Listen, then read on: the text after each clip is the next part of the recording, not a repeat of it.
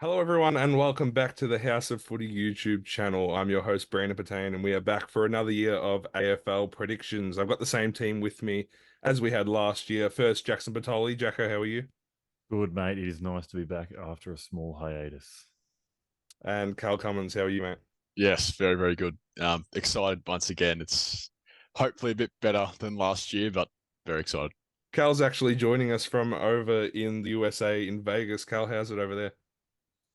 It's good, very good so far. Studying a semester abroad here, but really enjoying it so far. It's a bit hard to watch the footy. It's on at USC, stupid o'clock. USC, USA. USC. But yeah, the season opener, for example, is on at 12:30 in the morning. So Mm, it's going to be tough to watch, but very excited for it. rough. But lucky that won't affect your ability to give us predictions anyway. Of So, course not. How's the footy predictions going international? we It have. has. It has. So the way that this video will be structured today is actually the same as last year. So if you've watched it last year, you won't have too much trouble following along. We will go with the ladder first, from 18th to 1st, and then we'll go with a bunch of categories. So headline you'll see at some point in 2024, who is set for a breakout season, recruit of the year, surprise All Australian, rising star, Coleman Brownlow, and then our runner-up and our premier. So, without further ado, I think we start off at 18th. Boys, Jacko, I'll start with you. Who do you have in 18th position? Yep. So I believe we're just going to go around and name our 18th and then have a discussion. I don't want to take too many points. It might be a consensus. I've got West Coast going back to back again.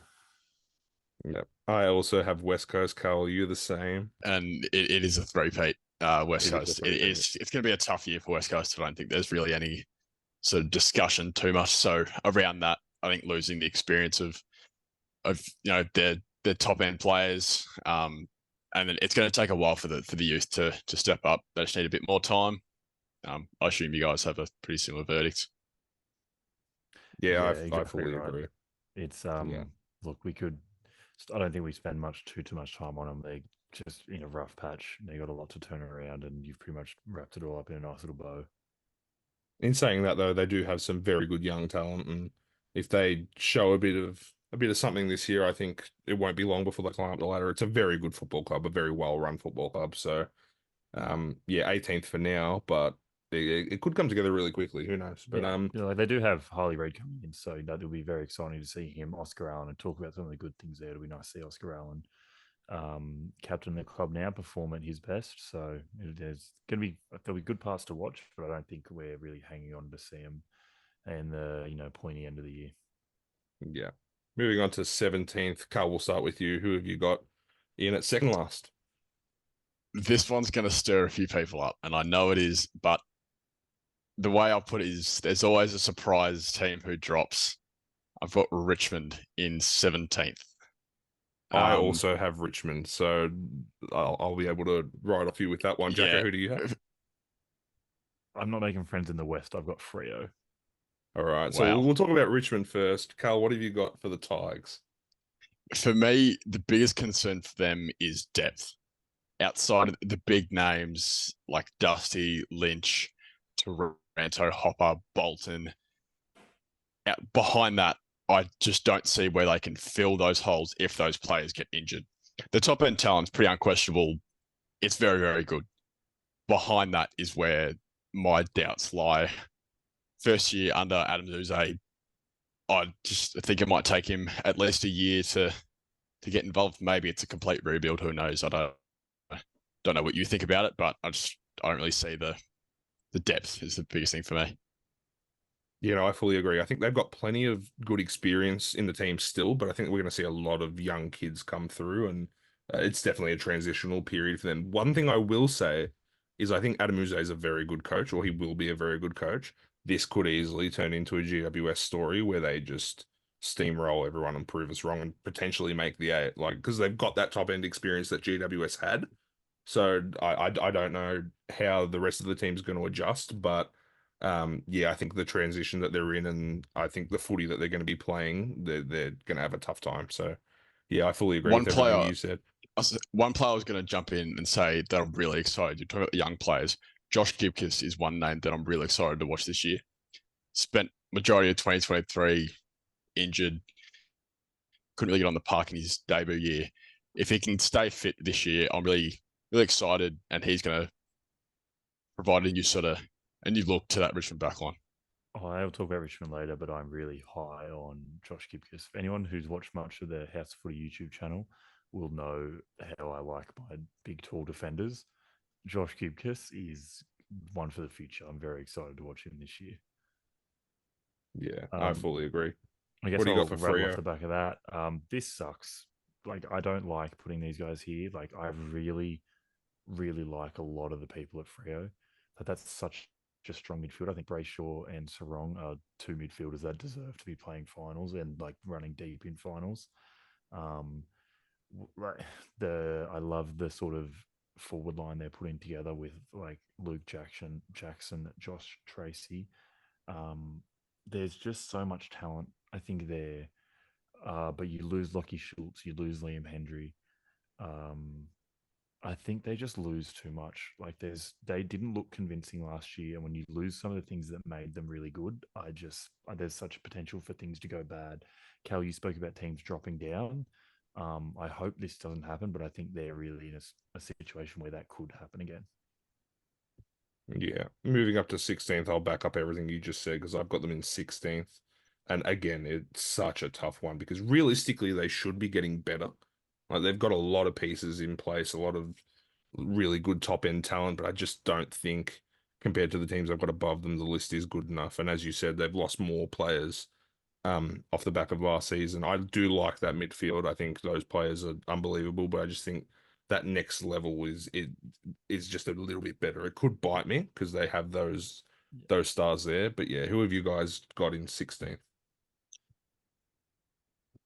Do you want to go, Jacko? Oh, Yeah, I'll mate. go. I've got North Melbourne in 16th. They're going. They could be looking at a 5th straight bottom 2 if they were to finish that low this year. I don't think they will. I think I love what their midfield is starting to look like. All the kids they're bringing in, Sheasel can even start pushing up from halfback into that midfield. It's a really good young core that the Clarko is starting to build, and that will be a very, very good team in the future. For me, where they break down is defense. I mean, Logue's out for the first half of the year. When you've got Toby Pink as maybe your best key back against the likes of Kerno and Cameron, it's going to be really hard to see them keeping those teams to a beatable score. And that's sort of the main reason why I've got them in 16th. That's not bad. I like all the sort of reasons you've gone there. I refuse to be tricked by the Bulldogs again. I refuse. They're in 16th, and again, same thing as Fremantle. There are some players in this team that don't deserve to finish this low. Tom Liberatore is one of my favourite players to watch. Bontempelli is incredible. Like there are players that don't deserve to finish this low, but I'm not getting tricked again.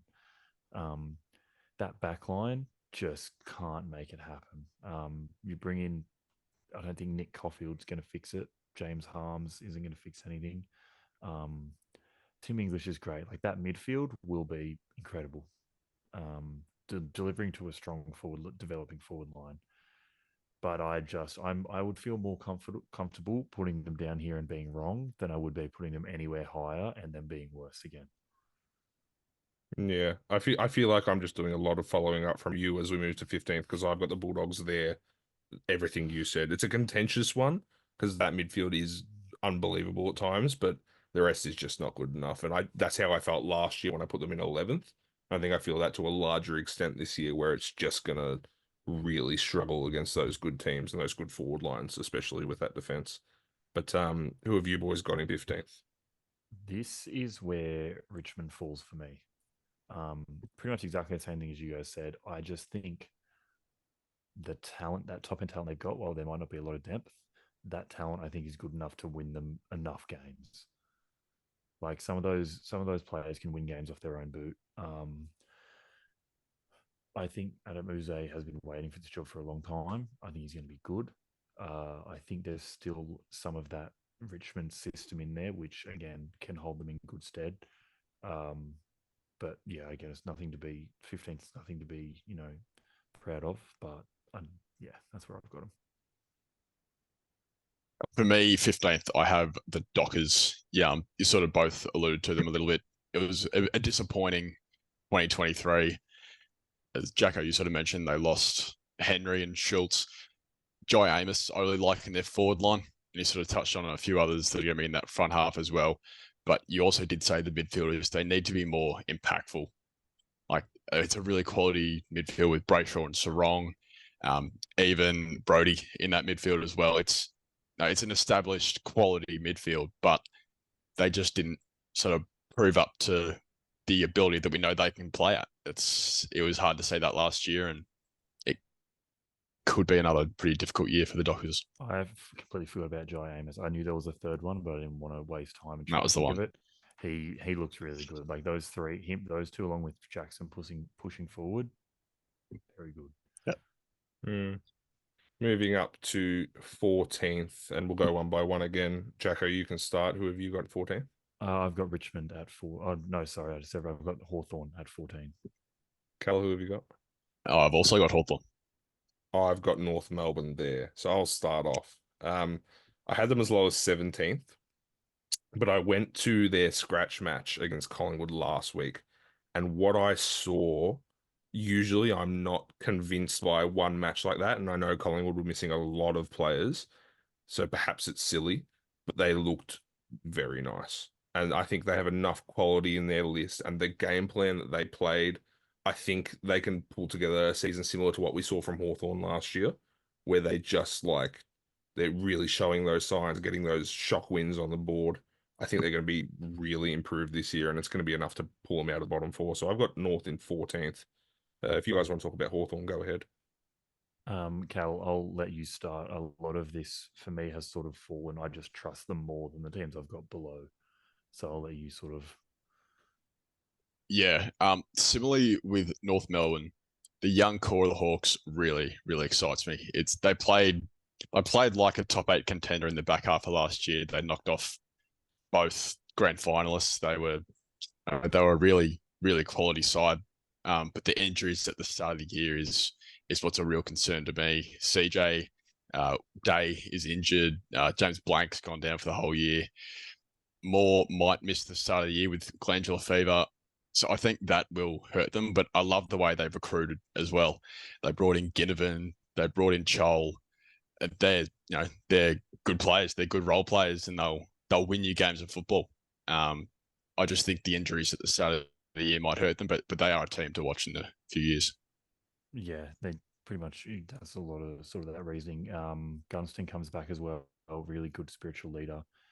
Him and Bruce in that front half will be very good to sort of settle a lot of those younger players. So I think they'll continue on from last year. We said that his injuries sort of really hurt them. Yeah. Moving into 13th. Carl, who have you got? You can start off. I do have Essendon for me in 13th. All right. Jacko? This is where North Melbourne lands. Very good. And this is where Hawthorn land for me. So I won't speak too much on Hawthorn too quickly because you've pretty much covered most of it. I do think the injuries will hurt them early in the year. I also think that their list as a whole, when it's fit, is structured very well. And I think, particularly towards the back end of the year, they're really going to show more of that good footy that they showed at times last year. And I think they'll be fine. They'll start their climb. Jacko, what have you got on North? I trust Alistair Clarkson. I know he wasn't there for a long part of last year. He came back. I trust this is a young core that really excites me. I know, like you said, Cal, their defense is worrying. I completely agree. I think there's so much happening in that midfield and that forward line. I think Nick Larkey's getting ready to take another step. I think while they might concede a lot, I think they're going to score a lot this year. I think they have a lot of avenues to goal. Colby McKercher comes in as well. He looks very impressive to start. Davies Uniacke takes another step. Sheasel, like you said, there's just a lot of young talent in that midfield that's ready to sort of click. George Wardlaw's another one.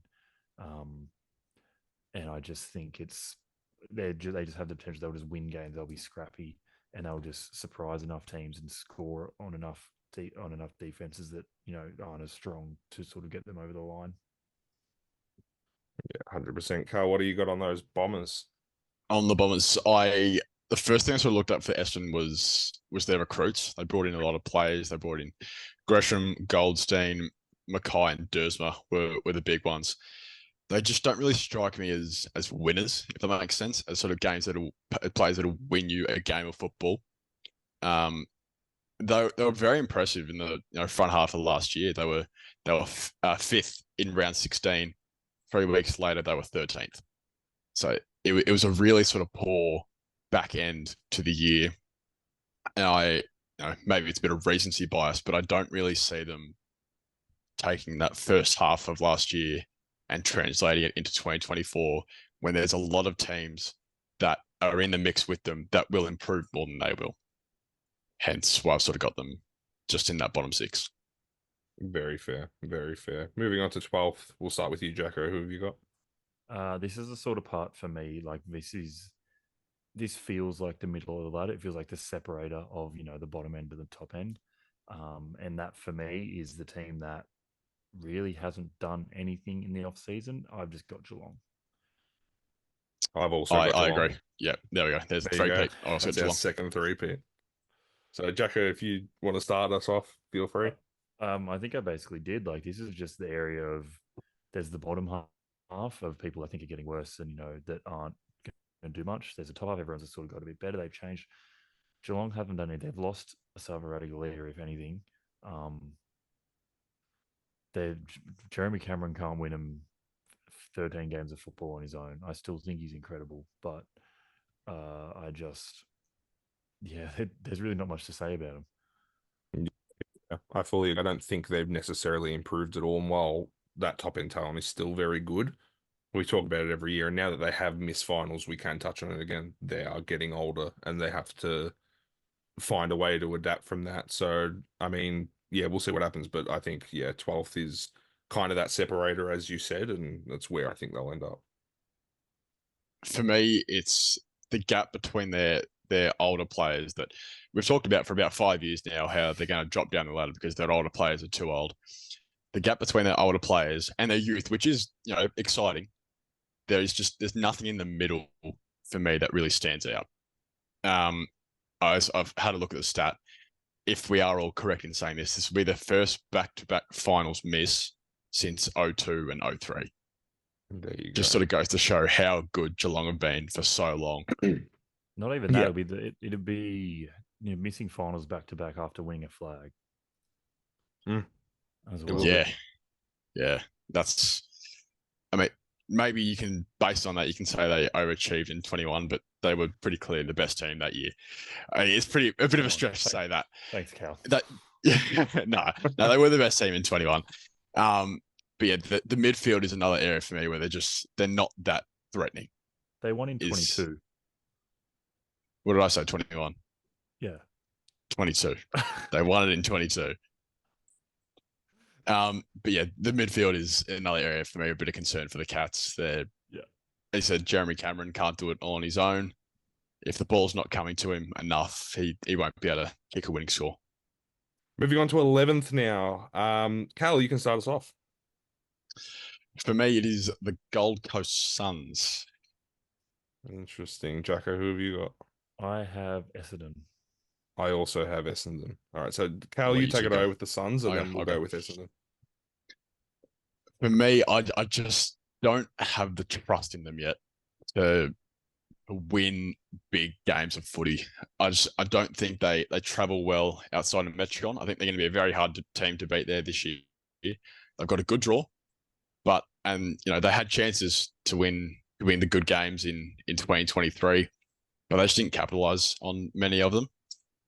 A few players I love from them, Noah Anderson and Ben King. I think they're poised for a huge year. I just do think it'll take Dimmer to maybe a year or two, because he's one of the greatest coaches of all time. I think it'll take a little bit for him and the players to get onto one page, but they will be in and amongst it in years to come. There's no doubt. Very fair. Very Love fair. it. We've obviously got the Bombers. I think we're going to see a general improvement from the Bombers this year, and I know we've got them in the same space that they finished last year in 11th, but I think they've got a lot of recruits that are going to settle in. The team looks a little more complete because of those players. I think we're going to see some decent footy. Obviously, first half of last year they were really good, dropped off massively. I think it's going to be more consistent across the year, and it'll see them sort of land in that same position. Jacko, what do you think? Yeah, pretty much exactly what you guys have said. I think we're just going to see a more consistent outfit. Um, just a team that I guess, yeah, I honestly don't have much to say. You guys have taken everything out of my mouth. I think it's just going to be very consistent and a much more complete sort of across the board side. Moving on to 10th, and I'll pretty much just follow on from what Cal said because I've got Gold Coast. I won't speak too long. They're pretty much, I'll back up everything that Cal went with. I think they're going to be a lot better under Dimmer, but it's still going to take a little bit of time, and I think they'll just fall short in the end. Jacko and Cal, who have you guys got? I have the Saints here. Ooh, I have got the very. Bulldogs in 10th. All right, Cal, you run with the Bulldogs because we ran with them a while ago, and then we'll go to You Jacko did. on the Saints. And I was quite surprised when you had them down so low because I still think they have the quality to be a top 8 side. Yeah. They've finished between 5th and 3rd. They've been in that middle patch for years. They've been between 5th and 13th in each of the eight last seasons. Yeah, the quality's there. There's no denying that. You touched on that. I love the key forward duo, Norton and Jamari Ugagan, but I just don't think they're going to gel with Bevo anymore. It's that sort of that connectors you were touching on is sort of dropping. And the last month, the Bulldogs just never really reliable anymore. They've sort of faded in the past few years, and I think that trend continues. Very fair. Jacko, take us away with the Saints because I'm very interested here. We can't just have this. We can't have the same 8, and we can't have other people coming into the 8. Like people have to Definitely drop out. And again, very much like I did with Geelong, I just trust the other teams more. And that's probably on me. Like the Saints are still a very good team. Like Cal Wilkie's incredible. Jack Steele's amazing. I think they lack up forward. But I love the addition of Liam Henry. I think he's going to bring a lot of excitement. Um, Not a like for like change with Jade Gresham, but I think it's two players that have the potential to really turn it on. But might like that sort of consistency and that you want in a recruit, and then Paddy Dow as well, not someone who made a name for himself at Carlton. So they haven't brought anyone in to sort of take them over that next step. But I think they're building a very nice sort of a rounded team, and unfortunately, I think that it drops them out of the 8 this year. Yeah, very fair. All very good points. Moving on to 9th. Cal, start us off. Who you got 9th? Someone's got to miss, and it is often a team that played finals last year. For me, it's Port Adelaide. Jacko, who have you got? I have the Crows missing. Okay, I'll start off because I need to lead into my one. I and ahed about this all week, and especially after the match against Carlton last night as we record. I've got Melbourne in 9th, which was very difficult. I'll roll with that now. I love their midfield. I want to put that out there. I think their midfield is still potentially a top 4 midfield in the league. Everywhere else for me, it kind of goes downhill. And everyone bats on about their forward line. I also think their back line isn't as good as the 8 teams above them, which is a big one. The start of their season looks very difficult. They've got games against Sydney, Adelaide, and Port, those two at Adelaide Oval, and Brisbane in their first 6. If they start off poorly, say a 1 and 5, a 2 and 4, that is a lot more pressure. The 2 double straight set exits are certainly weighing on their mind, I'd imagine. And the media attention, like we have to talk about it, whether it's right or wrong, it's going to weigh on them if it continues, and it will continue. And I just think all those things combined, particularly the fact that I don't think their list is as good anymore, I just have them missing. Again, someone has to miss. And yeah, I put Melbourne in 9th. Jacko, do you want to take us away with your one? Yeah, I like all your sort of points there. The Crows, I think they were very exciting last year. I don't want to get stuck in the same conversations that we used to have about Geelong, but I don't think Taylor Walker is doing the same thing again. Like Tex isn't, he's not going to be a Coleman chance. I'm happy to put that on the record. I don't think that's going to happen. And then they lost Tom Duday, arguably one of their better defenders, and brought in Burgess. I don't think same thing as the Saints. I don't think they've recruited to take that next step. I think they overachieved last year with the sort of personnel they had. Not to say they don't have some incredible players. That midfield is, we keep saying how good these midfields are. I think it just shows you need something else. And outside of Tex up forward, they don't have a lot of threats. They have, Rankin and Rochelle, but that's not, a consistent sort of measure. And then that defense, especially missing Duday, doesn't fill me with confidence. So unfortunately, they just miss for mine. Very fair. Very fair. Cal, what have you got? For the power, for me, it was the trust issues that I had with them after. Obviously, the first half of the year, they were outstanding. They won 13 straight, probably the flag favourites to that point. But after that, they clearly struggled. I don't know, maybe if it was the media was all on them, or I'm not entirely sure what happened, because like for a lot of these top eight and fringe top eight sides, the quality is pretty undeniable. But for me, it is just the trust issues that came after that win streak. I feel like they're going to struggle on the road this year. They'll be pretty hard to beat at the Adelaide Oval. They have been for several years. I just don't see. I see the 8 teams above them being better. I see them being more consistent. I think it's just the inconsistency playing away. Okay.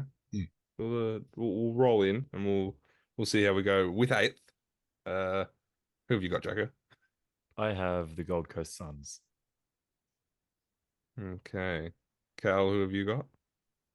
This is where I have St Kilda. And this is where I have the Adelaide Crows. I'll just go off the back of what Jacko said before with Adelaide. I toyed with leaving them out of the 8, like he did, and I do think that there is a chance that they're just that little bit off where the general public is expecting them to be. But I just think they'll be good. They've got really good players all over the lineup. Their Adelaide Oval dominance, I think, serves them very well as well. And yeah, they could be a lot higher. They could need one more year, but I think I like them in that 8th spot. Cal, do you want to go? Yeah, for me, the Saints, I was very tempted to have them out. They are probably, last year, they were probably the weakest top 8 team. But I think their young core is fantastic. I absolutely love what they're doing, their young core. I feel like they can back up what they did last year. I've got them dropping a couple positions, but I feel like they can, with the youth development they've got, it's really exciting to see. I say they're going to have a growth, they're going to have a good year. Still got them dropping, but I feel like it'll be a more convincing top 8 performance for St Kilda this year. Yeah, very fair. Jacko, take us away with the Suns. I think this is the year. I always think this is the year. I'm happy to be tricked again here. I want to believe. I don't expect Dimmer to change the world like in his first season there. But I expect a lot of their natural progression, and I think he's a good player coach. I think he will just sort of make the adjustments that a lot of these players need. We saw Ben King's committed again. I think he's ready to take sort of that next step. We know Matt Rowell and Noah Anderson are both so good. Tuke Miller's still there. We have and you've got the young kids like Sam Flanders is incredible. I expect him to be good again. Bailey Humphries coming into another year, has another year under his belt. And I think there's the potential. Like I know Ethan Reed coming out of the draft is a ruckman. He'll take a little while. But Jed Walter, Jake Rogers, and Will Graham are all very talented players. I'm not saying they're going to play round 1, but they can come in at some point this year. Cal mentioned they're going to be hard to beat at home. They also play the games in Northern Territory. I think they'll be hard to beat there. And then they've got a hard matchup. Then their Adelaide gather round matchup is the Giants, which I would say pretty tough. They've got that at Mount Barker. I think they're a good chance. I think they've just got a lot of available wins for them, and they just need to scrap a few away ones. So I think this might be the year. I think it's fair. It's real possible. Moving on to seventh, and we'll start with you, Carl. Who have you got in seventh place? For me, perhaps a little bit controversial. I've got the Giants seventh. Interesting. Jacko? This is where I have Port Adelaide. It's also where I have Port Adelaide, so I think we can roll with them first. I think they've probably been a victim of just how competitive I think it'll be above them, in my opinion. I don't think they'll get much worse. As Cal touched on before, I think they did drop off massively at the back end of last year, and that probably affected their positioning a bit. And I just don't think they'll be much worse. I don't know if they'll be much better. It's just going to be those teams above them, I think, are just a little bit better than them. And I think this is where they'll end up falling because of that. Jacko, do you agree with that sentiment? Yeah, pretty much. I think they've got a couple of things to battle against this year. Straight sets is always tough for any team mentally, especially I think that's an added sort of pressure after being 13-0 and having such high expectations to finish the way they did to go out in straight sets. I just don't know if I have the trust in them through this year. Yeah, very much agreed. Cal, go ahead. For me, I feel like the Giants relied very heavily on their momentum that they picked up at the back end of last year. In saying that, their spine, I absolutely love. One of them in their front half, obviously Toby Green's there. Love what Jesse Hogan's doing. He's sort of quite a slept-on forward, but he can win games himself. He kicked, I think it was 9 off the top of my head against the Bombers last year. He had one like huge game. Then you also got Buckley and Taylor down back, and in the midfield you've got like Tom Green and Kelly. It's straight up the middle. It is probably one of the best spines in the comp. It's a really threatening team, but I feel like, as I said, they relied a bit too much on their momentum in 2023. If they make the top 4, I'm not going to be surprised because they've proven they're capable of doing it. I just don't think they can do it again in the home and away season. If that's the way you've described seventh, I cannot wait to hear your top 6. Yeah, I know. I've put a lot of pressure on myself to hype them up. Well, on that point, we'll move on to sixth. Cal, who have you got in sixth? I have the Crows, the Adelaide Crows in sixth. Okay, Jacko, who have you got? This is where the demons land. All right, so we've all differed. I've got the Saints in sixth. They're all teams that have been mentioned before. Cal, do you want to start off with the Crows? I do. Jacko, you mentioned, was it you or Jacko? Was it Brando? It was one of you who mentioned how good the Crows were at home. They won 9 games at home last year. And I've got a couple of stats here. They won 9 at home last year. They lost 5 games by a goal or less. And of course, one of them was that Sydney final. They deserved to play finals last year. There's no denying that. I think they are easily capable. That wasn't a final. It should have made finals on the back of it. Final game of the year. We'll go with that. It was Yeah. It was basically their final game of the year. Okay. And I love what Dawson's doing as the captain. I think he is a natural leader of that club. It was a gamble to make him the captain in his first season. It's paid off pretty undeniably.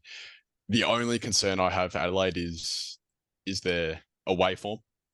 I mean, I sort of say the same thing about Port Adelaide. I think playing at the Adelaide Oval, it's going to be hard to beat either of those teams, but that's my only criticism for them. They're going to be pretty threatening this year. Yeah, very fair. Jacko, go ahead with the Ds. I just think they just have a talented team. Like, I know you have everyone has their shortcomings about their forward half, and you've said some things about their back line. I think they're all fair, but I think those criticisms have existed for a few years now, and yet they find a way. Like, it's just trust, I think, at this point, that I don't see them falling outside the top 6, that they will have issues, they'll have injuries, but they'll find a way to scrape into that sort of top 6 to have a home final. Yeah, very fair. I've got Saints.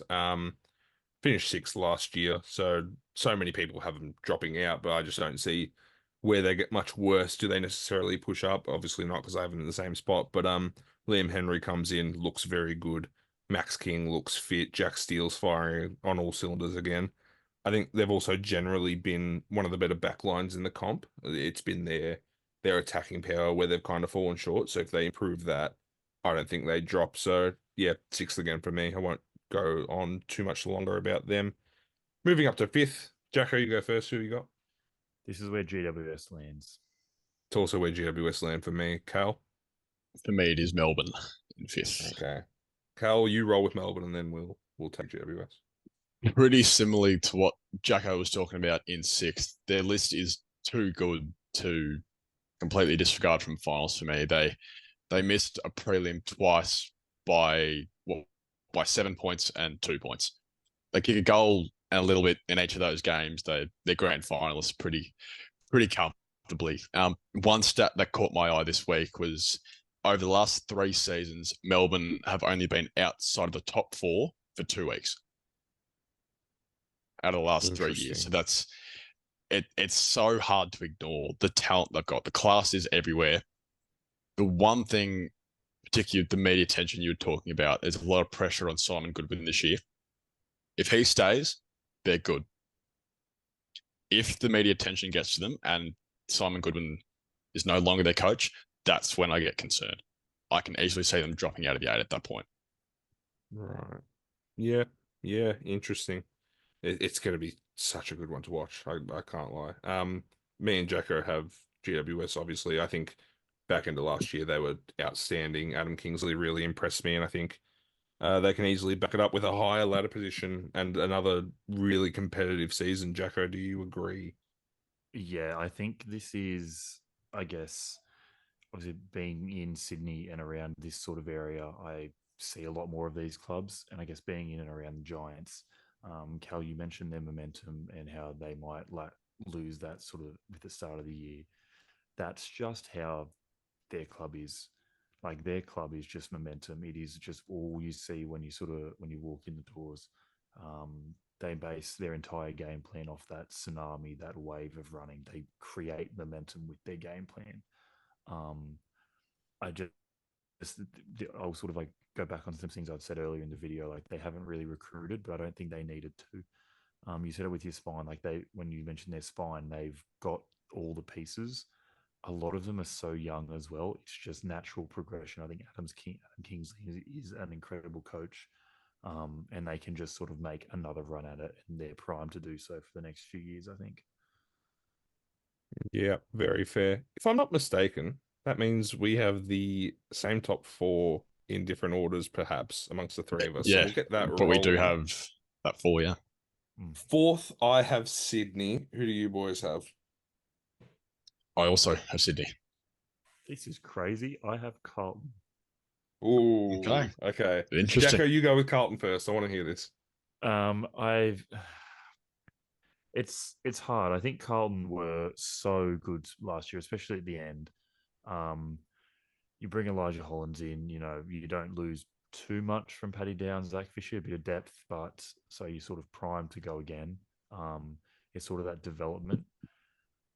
I just think the other 3 teams have a few things that work better in their favour this year. I think I still am worried about Harry Mackay in general, like his goal kicking, his performance. I think Charlie Colonel is phenomenal and can probably do it on his own. They definitely worked out how to play with each other last year, and I think that's sort of just his performance again worries me. I think this top 4 for me could be in any order. Realistically, I just think the other 3 have a few things that work better in their favour. I certainly agree with that point where the top 4 could literally be in any order. And I do think these are the 4 strongest sides by far. I'll take it away with Sydney. Underperformed last year with those injuries. A lot of it was out of their hands. I think they're very solid across the board. In terms of list quality, Parker and Mills injuries could hurt a little bit at the start of the year. I wonder how that midfield's going to set up without them. But they have easily more than enough to be real consistent and real challenges as well. Could finish as high as first, as we said. So, yeah, I think they were underdone massively last year, and Sydney are going to be great. Carl, what do you got? Yeah, pretty similarly. Just sort of think I'd add the young mids of that Swans team that they're only getting better. There's no real way that the Swans get any worse. They're going to be hard to beat at the SCG, and I think the big name recruit Brodie Grundy could single handedly, take them to the top four. He's an All Australian ruckman for a reason. Taylor Adams was a very nice pickup as well. You got him for pretty cheap, so it's everything is there for the Swans to make another genuine push at a premiership. It's good. Completely. Moving on to third. Jacko, who have you got in third? This is where the Swans land for me. Right. Cal, who have you got? For me, it's Carlson. And this is where I've got Brisbane. So, Jacko, follow up what we just said about the Swans, and then we'll move forward. Yeah, I'll have my little spiel here about my boys. I think they recruited incredibly. I think they identified needs with every single trade they made.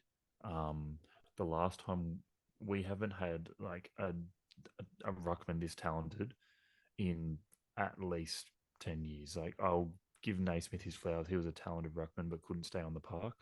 And he just adds so much to this midfield that we've already complemented, and actually will give us first use of the ball. We've got James Jordan on a wing where we've lost Dylan Stevens, and someone who's who's been in a team that's been in the top four, knows how to play. We've got, you've mentioned some of those midfield injuries. Taylor Adams comes in, replaces that. Joel Hamling, it can be in case of emergency break glass for that back line. But I think you've got, obviously, Paddy McCartan hurts that he's out. You mentioned the injuries last year. The forward line, those young key forwards play better when Buddy isn't in the team. It sucks to lose him, legend of the game, but I think it opens the floor for their development. We obviously have gaps in this team. I think every team does, and I am just very, very optimistic about the development of some of this talent and the way that we're going to perform this year. Yeah, all very fair. I think that's a real measured description of how their season might go. Cal, take it away with our boys. Yeah, I think for the Blues, their depth is one of the best in the comp. I see the only sort of depth hole that I see for the Blues is where they replace Jacob Weitering. They've looked a bit sort of iffy without him down back. It hasn't looked quite structurally the same. But I think in every other area of the ground, if you lose someone, there is someone available to step up. Maybe Charlie Curnow is the only exception because he's a two-time Coleman medalist. But the depth and the spine of Carlton is what really catches my eye. I think they're primed for a real crack at it this year. Fantasia and Hollands have been great pickups. It's just a matter of not slipping up like they did in the front half of last year. If they can carry the form of, Browns, was it sort of 15 onwards? They lost one game up until the prelim. It's hard to leave them out of consideration. Fully agreed. I've got Brisbane in third. I think their list is in a great spot once again. I don't have any concerns about them being a contender once again. Big question mark. Obviously, every year it's the question mark is the away form, and that probably is what keeps them out of the top two for me. But third is still another great effort. They've made some good recruitment moves. I just think that they're going to be brilliant again. So moving into second, I've got Carlton. So I'll talk about them in a minute. Cal, who have you got? I've got the reigning premiers, Collingwood. Jacko, who have you got? I have got Brisbane. All right, so Jacko, do you want to start off by following up what I just said about Brisbane? Then we'll move on to the other two. Yeah, absolutely. You pretty much nailed it. I think they just win enough at home. They've got a really good team. I think some people in that team take another step this year. Obviously, a few different injuries, but one of the things that's always worried me about Brisbane is that back line. Bringing Tom Duday in really secures it in my head and makes me trust that a whole lot more, and gives me a lot of faith in a team that I have never really had a lot of faith in when it comes to the end of the year. So I think they won't have too many issues through the regular season, and they'll probably finish second. 100%. I've obviously got the Blues. Yous have both pretty much covered them really well. I think they're primed to back up what they did second half of last year. It was immense. I think Cal touched on the depth quite well. I think there is a good group of players in every area of the field, and I think they're ready to make a lot more noise than what they did last year. So I think, yeah, I'm happy having them second. Cal, talk me through Collingwood in second. Yeah, this was a very brave call, and the reigning premiers, I feel like it's easier to put them first, but they're never gonna. For me, it's always just harder to put the premiers first in back-to-back years, even though, yeah. But there's no reason why they can't make a premiership run again. They are crazy good. Schultz is a great pickup. He was sort of Bobby Hill is exciting as he is. Putting a damaging forward like Schultz next to him is fantastic. Nick Dacos is a Brownlow contender. There's enough said about him. The only area that I still have concerns about for Collingwood is their key forwards. McStay's out for the year. He was their big, strong forward. He's out for the year. That's the only sort of concern for the Pies that I've got. Outside of him, it's still a very good forward line. It's just that's the one area where if they're going to be found vulnerable, that's where it's going to be. But I've still got them second, so there's no real reason to what I'm saying that. But 100%. So with that, we move on to first. And if I'm not wrong, Cal, you have the Lions. So do you want to start off with them before we move on to Collingwood? I do. The three notes I've got written here, they have the best list, they are premiership ready, and they deserve the premiership. They've been up and amongst it for so long. I don't see them losing another game at home. They won each of their 13 games at the Gabba last season. You touched on him, Jacko. Duday is such an underrated pickup.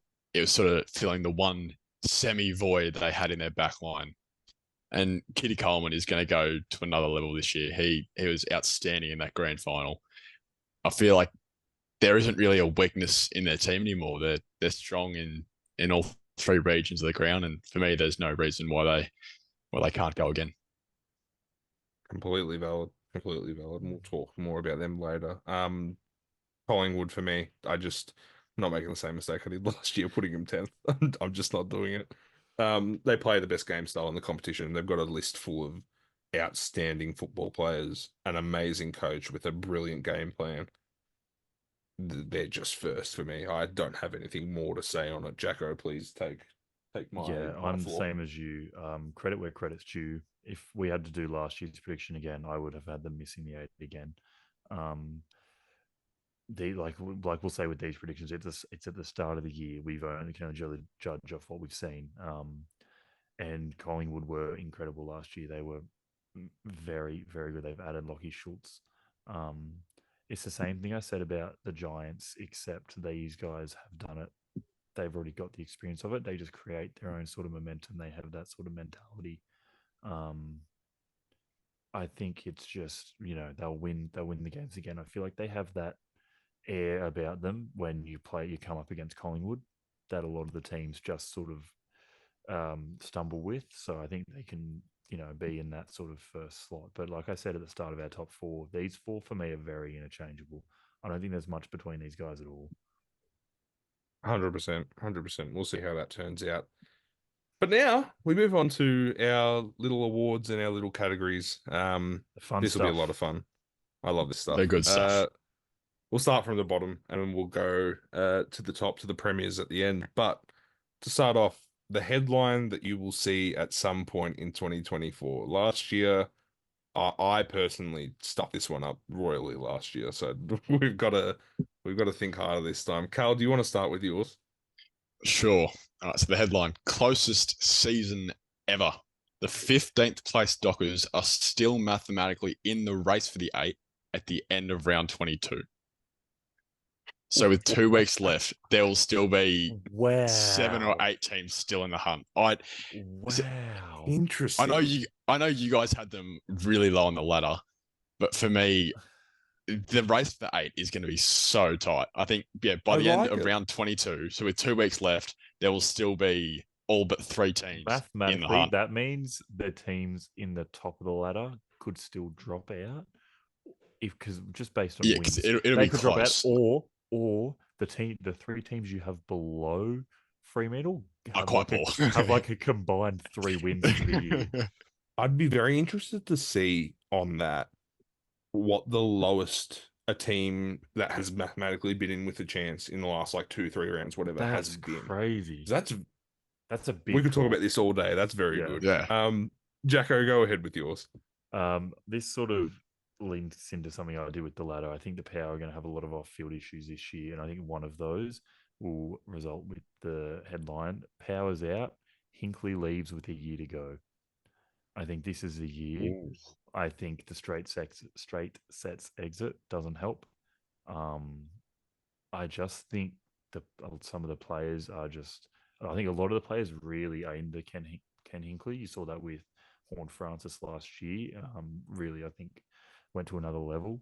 I think some of the players just aren't about it. I think if the results don't come early, I think that's going to be a point where they part ways. Well, on that point, I've got my headline here. It's another Port Adelaide related one. I do want to preface this by saying, obviously, I do have them in seventh, so we have to keep that in mind when we think about the back half of the year. But my headline is related to round 6. Fried pies. Port Adelaide shocks Collingwood to make it 6-0. 6-0. 6-0 for Port Adelaide. This is their run at the start of the Wow. year. West Coast and Richmond, who are my bottom 2 teams. Should beat them. Melbourne in Adelaide, which is the one where they could slip up in the meantime. You'd probably Essendon, still give it to them. Fremantle, and then it's the Collingwood game. So I'm expecting them to run into Collingwood at 5-0, and then they just have to win that. Now, I know You last said- year I made a 6-0 prediction, and it went terribly. They lost round 1. They did lose round 1, the Dockers. Thank you very much. But yeah, so what we have to keep in mind there is that I do think it will go pear-shaped again in the second half of the year, Wow. and they will drop to 7th, but I think they're going to start the season very well. They are some So, yeah. great headlines.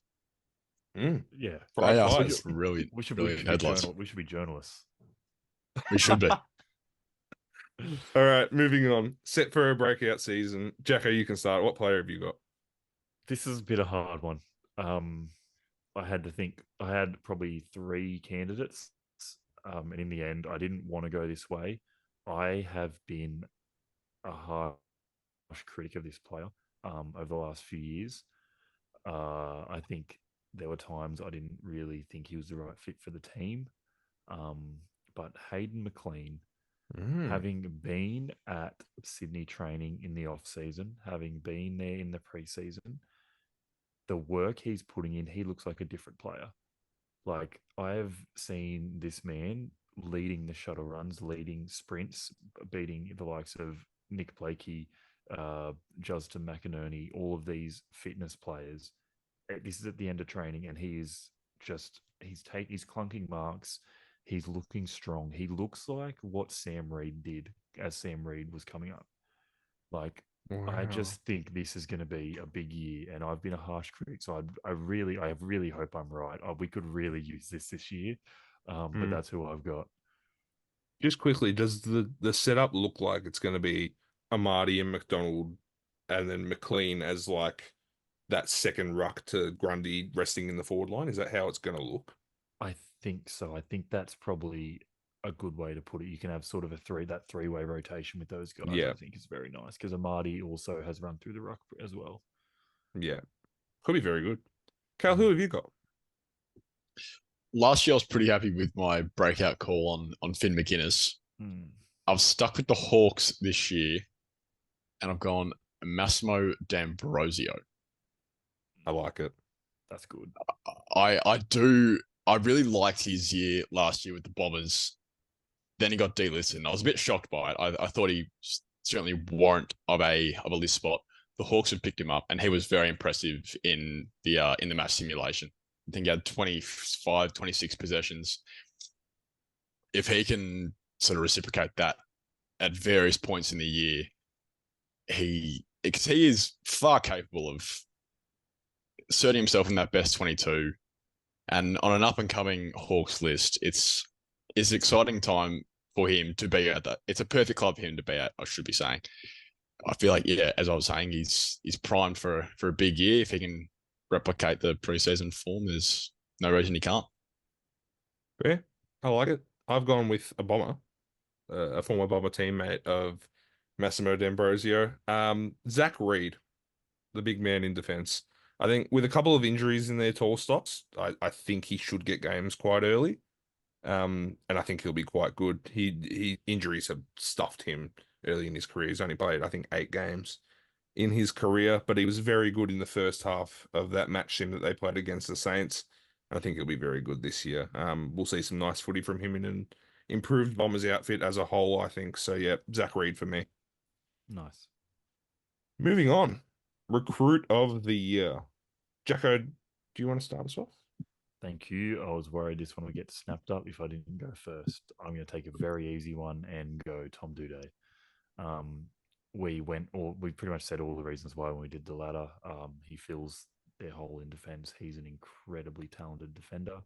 I think it's pretty easy there. Callan, who have you got? For me, I've also gone pretty safe.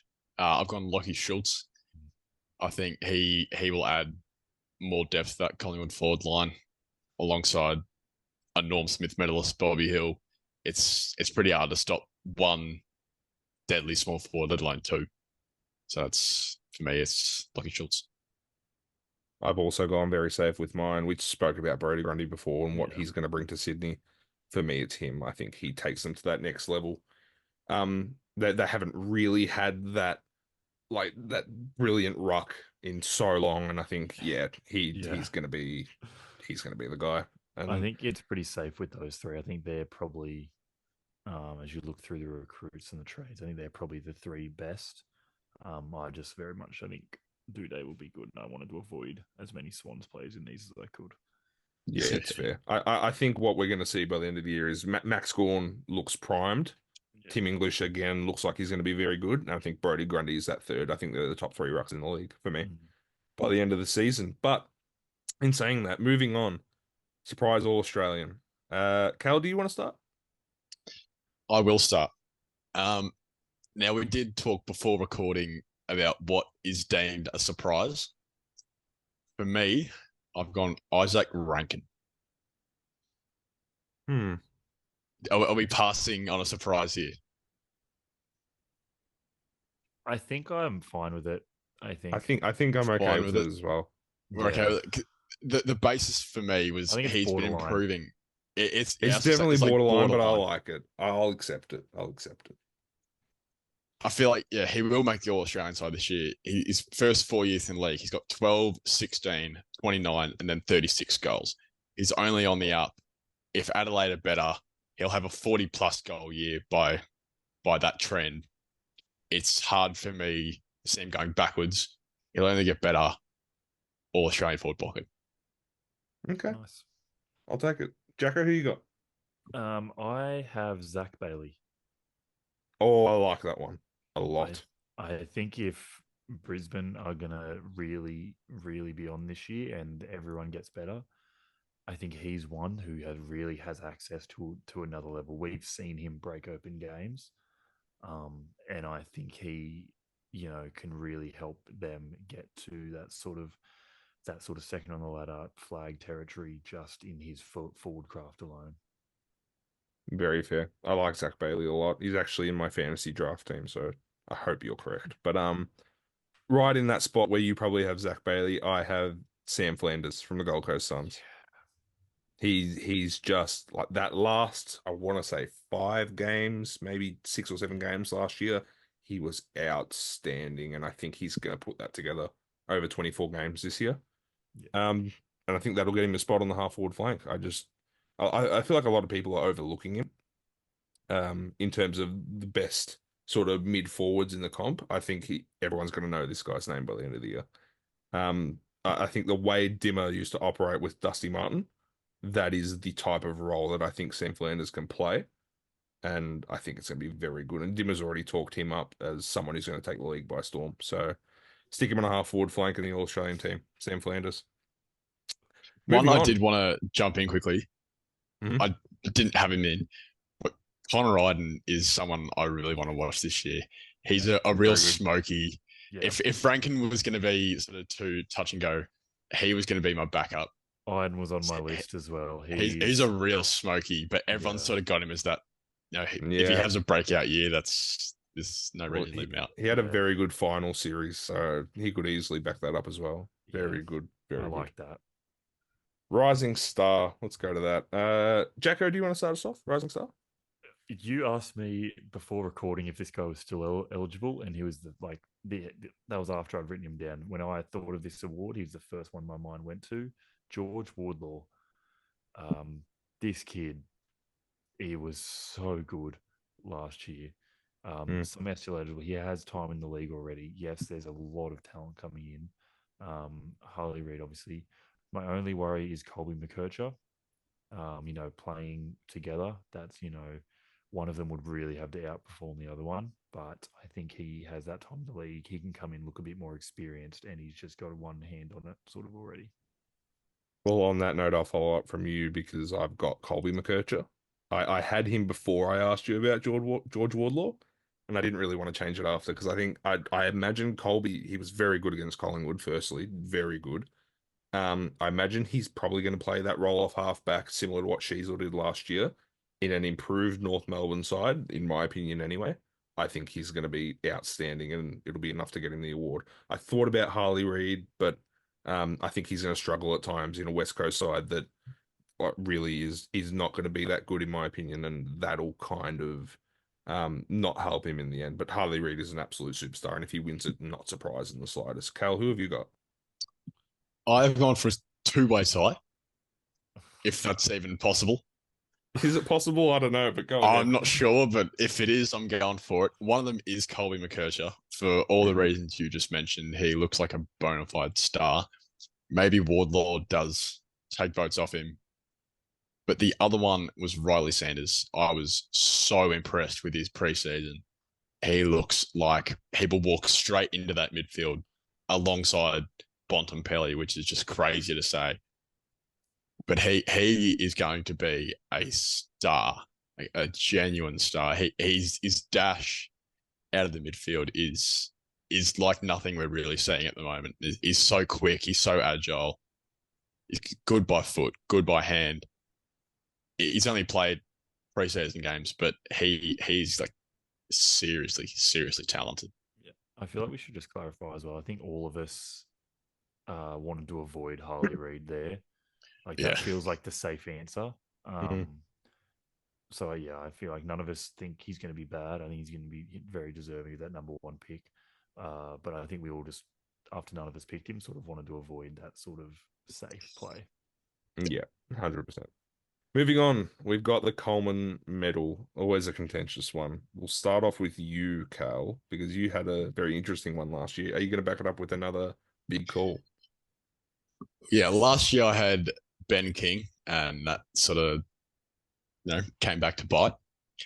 This year, I've gone for Max King to win the Coleman medal. You laugh now, but he has kicked 85 goals in his last 34 games. That's freakish. He is a scary forward. He has one of the best hands in the league at 6'10". I don't even know what he is. The only question I've got is his set shots. He is not the most reliable, but he can kick him 60-meter drop punts pretty comfortably. It's just about getting him straight. Could I jump in here? Keep this in, editor. How many goals did the Coleman medalist win with last year? About 70? About 70, yeah, 75. And that was done in 22 games. Max King It was 80 and 35. He did. But Max King has been coming off injuries as well. Okay. His early part of his career has been plagued with injuries. If he gets a good crack at it, I think he wins love it. the pick. I really hope it's right. I just thought that stat was very funny to me. I just had to. I mean, yeah, you've got people like Kerno and Tex last year kicking 4 goals a game, and it sort of puts that stat to shame. But I don't think anyone's kicking 70 plus goals in a year anytime soon. I've sat here in silence because I also have Max King. What are we doing? What are we even doing? Halt. Let me explain. It really rests on him having a full season. and a consistent season at that. If he gets injured, it's cooked because he's Yep. really struggled with those injuries. But I think, as I said before, I think the Saints are going to be good. That's the first one. I think they're going to improve their attacking game, which helps. He's their number one sole target. That's something that I think a lot of other candidates, when you look at Charlie Curnow with Harry Mackay next to him, Jezza Cameron as with Tom Hawkins next to him, guys like that, I think a lot of teams lack that, having that. I think he's the guy that they're going to go to. Uh, if the Saints improve their attacking game, as I said, he'll be at the epicenter of that. So, yeah, Max for me. Jacko, you going to make it a 3? No. No, He's laughed at us for it. Who has he gone? I'm so glad you said Max Ginkle. I'm going to go with Nick Larkey. You talked okay. about someone who is the only target. That's all Nick Larkey is. And especially if I've got them jumping up to 13th, they need to kick goals to do that.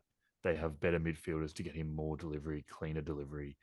And he doesn't have the worry of injuries. He doesn't have the worry of the set shots. Sure. When he gets the ball, he puts the ball in the goals. Like Yeah. he's going to get more access, and I just think it's on a platter this year. Like I don't think Tex has the same year. Charlie Curnow could obviously go off again. I would love to see Max King have a big year, but I think Nick Larkey is sort of the safe pick here. Yeah, one thing I should have mentioned just then with Nick Larkey, he's the other player who is kind of that sole target. For me, what sets him apart from Max to me is just the inconsistencies in North's game. Will they be able to sustain enough good footy to give him the service? I know they did last year, obviously, he kicked 71 goals, for Christ's sake. But yeah, it's just a matter of whether their footy suits his ability to be able to split from the pack. So yeah, that's my issue with that. Moving on, Brownlow medal. I can't wait for the reactions to this in our reactions at the end of the year. Oh yeah, it's gonna be very fun. We could be well off.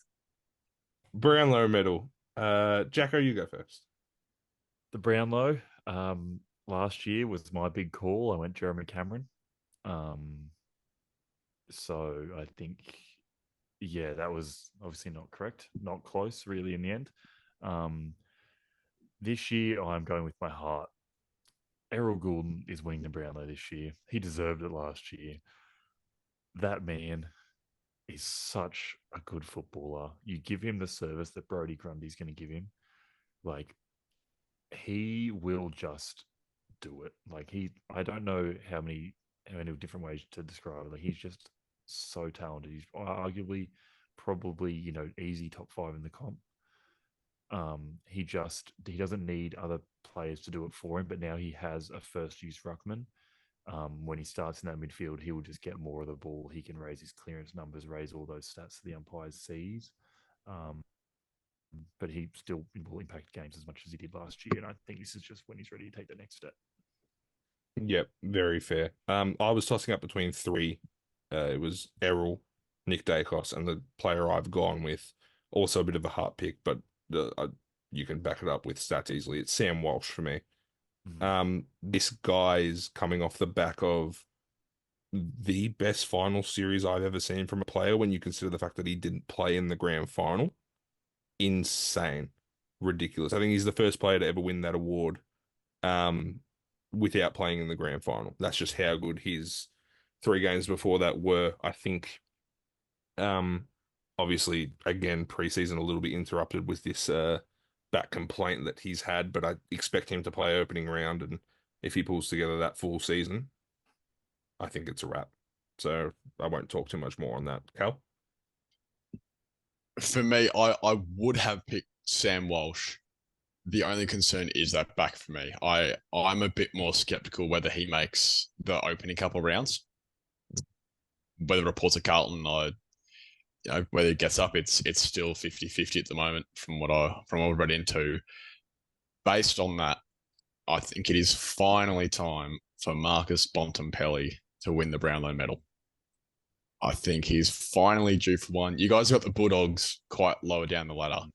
I just think probably as long as he me away from him in the end. Yeah, so I've got him in 10th, but I think if he can finally string the last month, if he can at least string about 5 or 6 votes, because that's all he needs. He sort of struggles in that last month. If he can just keep that consistency, I think it is finally, because he needs one. He needs one. He deserves one. He's come so close so many years. I think it's finally year of the Bont. Very fair. Now, grand final time. We'll start off Tasty. with our runners up. Cal, you go first. Who have you got as the runner up in the 2024 AFL Grand Final? For me, the runners up falling just short is Carlton. I think Carlton will lose the grand final. I think they are just going to lack the experience on grand final day. I think the team beating them, a bit of a giveaway, but one of them played in the grand final in 23. I just think when it comes to the big day, the better team will win. I think the Blues, as I said in the ladder, they've got everything they need to. They're in their premiership window. They've got everything they need to win a premiership. I just think they aren't going to have the experience on the day. I also have Carlton as the runner up. My heart says we're going to win the flag this year. My head says it's going to be just one step at a time. The prelim, then the grand final loss, and then the big win, hopefully next year. But I think everything you just said, we're going to be a great football side. I think Carlton are ready to make more noise, but I think they'll just fall just that little bit short in the end. Whether it's due to experience, whatever it is, I think that's what will end up happening in the end. Jacko, who have you got as your runner up? I have Collingwood. I've got Collingwood losing. I think they're arguably one of the best teams in it, obviously. They know how to win games of football. They know how to win finals. I just don't think they get it done on that last day this year. Very fair. Moving on to the Premiers. I'm gonna take a stab and say we all have the same team here. I don't want to jump conclusions. Yeah, potentially. We'll start with We will Jacko. see. Yeah, I'm intrigued at yours after what you said in your breakdown, Cal. Oh, you want me to go jump in? Yeah, jump in. Okay. I've got Brisbane winning the premiership this year. I was very brave in leaving Collingwood out. It is very hard to go back to back. You are the hunted team. And I think purely on the basis of that, I see it very hard for Collingwood to do it again. I think Carlton, I've got Collingwood Carlton qualifying final. I've got Carlton winning that first final, which has the Brisbane Carlton line up in the grand final. Brisbane get it done the day purely on the basis, as I said, that they'll have grand final experience. And as I said in the letter, they are the best list in the comp. Fair. I'll jump in there because I've also got Brisbane beating Carlton in the grand final. I think it was tough leaving Collingwood out, and I feel like I have to explain myself there. So the way my ladder is set out, I've got Carlton beating Brisbane in that first final, sending Brisbane to the other side to face Collingwood eventually in a prelim. And I think that's where Brisbane get their revenge. What I will say is if Collingwood were to win that prelim, I think they'd also beat us in the grand final, which I hate saying. I just think we're just 1 year off it. That's what my head tells me anyway. Brisbane, as you said before, Cal, when putting them top of the ladder, they're just ready and they deserve it, and their list is primed. I they're my premiers this year. Not much more to say about it. Jacko, you got We don't have the same. Oh no. I Back to have back. been led astray by blind optimism. Oh, I think the Swans. I think Oh! they get here. I think Very they good. get here. I think they get the additions they need. They have the grand final experience. It's only 2 years out. Yes, there's going to be scars from that. They can play Collingwood at the at the G. Like they can play at the G. They're comfortable there. I think the way it's set out, like my ladder's set out, I think we can go to Brisbane and beat the Lions. I think we can then beat Collingwood at the G. I think it probably goes either way for us there. But I just think we get everything we need this year. Everything lines up. Mm. We have momentum running into that sort of final series, and I just really want it. Like the heart, the Cal has said multiple times, the player or the team deserves it. I just really want it. Like I think this is the year. I'm really optimistic about all the trades we've made, the players we've brought in. I think this is the year we can do it. Brody Grundy against his old team, Taylor Adams as well. I think, yeah, I'm just fingers crossed. Collingwood could very easily go over and win again. They were my other shout, but yeah, that's what I've got. I just realized I said back to back when Yep. when you had your team, and I completely forgot that you had Collingwood as the runner up. I love the Sydney pick. Yeah. Look, as I said before, it could be any of those top four teams for me. Um, might encourage me to be more blindly. No, I'm changing it. Carlton are winning the flag. There you go. Brisbane runner Oh, up. I was going to add, it goes to show, as you were saying, any of those top four, we had all those top four teams in the grand final at, Mm. winning it or losing it. Yeah, It is going to be a crazy good season. Like closest ever. What am I know as I someone said, the closest ever. But at the top and at the bottom, it is so hard to pick where teams going to end up, how they're going to go, what team's going to drop, come up. It's going to be a really, really good year. It's going to be sensational. With that, that brings us to the end of our predictions video. Jacko, thank you for joining us again. Thank you very much. Always fun. And Cal, thank you for joining us from sunny Las Vegas. From sunny, well, it is almost midnight now, so it's not quite sunny, but yes, no, it has been. Play this been video. awesome. Play this video on the Sphere. Yes. Might as well. AFL predictions on House of Footy from the Sphere. I love it. On the Sphere. That brings us to the end of the video. Thank you, everyone, for joining us on another year of predictions. Like and subscribe to House of Footy, the home of your footy fix, and we'll see you next time. Comment your predictions down below, and if you're watching from the Sphere, let us know. See you later.